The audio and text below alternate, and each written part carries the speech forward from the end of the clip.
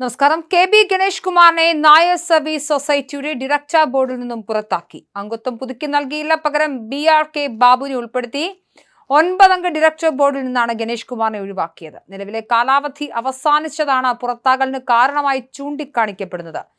NSS general secretary G. Sukumaran നായരും ഗണേഷ് കുമാറും തമ്മിൽ ദീർഘനാളായി നിലനിൽക്കുന്ന കടുത്ത ഭിന്നതയും തർക്കങ്ങളുമാണ് ഈ അടിയന്തര നീക്കത്തിന് പിന്നിലെന്നാണ് സൂചന. പത്മ കഫേ നിർമ്മാണവുമായി ബന്ധപ്പെട്ട സാമ്പത്തിക ക്രമക്കേട് ആരോപണങ്ങൾ NSS പത്തനാപുരം താലൂക്ക് യൂണിയനിൽ വലിയ വിവാദത്തിന് കാരണമായിരുന്നു. പത്മ കഫേ നിർമ്മാണത്തിനായി 4 കോടി രൂപ ചെലവഴിച്ചതിൽ അഴിമതി ആരോപണം ഉയർന്നതാണ് വിവാദമായത്. അഴിമതി ആരോപണങ്ങളിൽ പ്രതിഷേധിച്ച് 19 അംഗ ഭരണസമിതിയിലെ 11 പേർ ഒരുമിച്ച് രാജിവെച്ചിരുന്നു.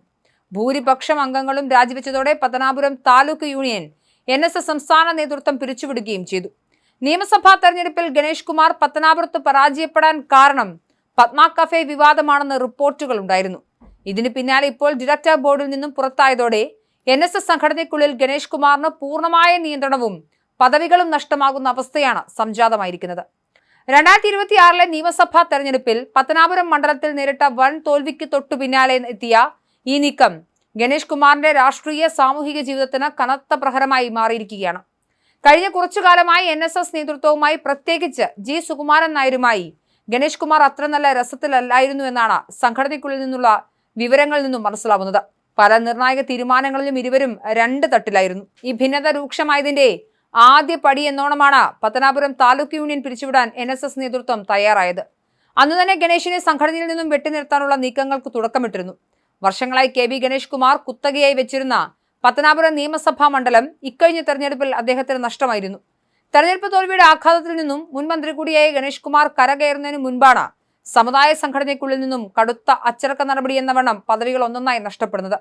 അംഗത്വം പുതുക്കാതിരുന്ന സാങ്കേതികത്വം മുൻനിർത്തിയാണ് ഔദ്യോഗികമായി ഡയറക്ടർ ബോർഡിൽ നിന്നും മാറ്റിയതെങ്കിലും ഇതിനു പിന്നിൽ കൃത്യമായ രാഷ്ട്രീയ സമുദായ നീക്കങ്ങൾ നടന്നിട്ടുണ്ടെന്നാണ് രാഷ്ട്രീയ നിരീക്ഷകർ വിലയിരുത്തുന്നത്. ചുരുക്കത്തിൽ നിയമസഭയ്ക്ക് പിന്നാലെ സമുദായ സംഘടനയിലെ അധീശത്വവും നഷ്ടമായതോടെ ഗണേഷ് കുമാറിന് പത്തനാപുരത്ത് ഇപ്പോൾ എല്ലാം നഷ്ടപ്പെട്ട അവസ്ഥയാണ്.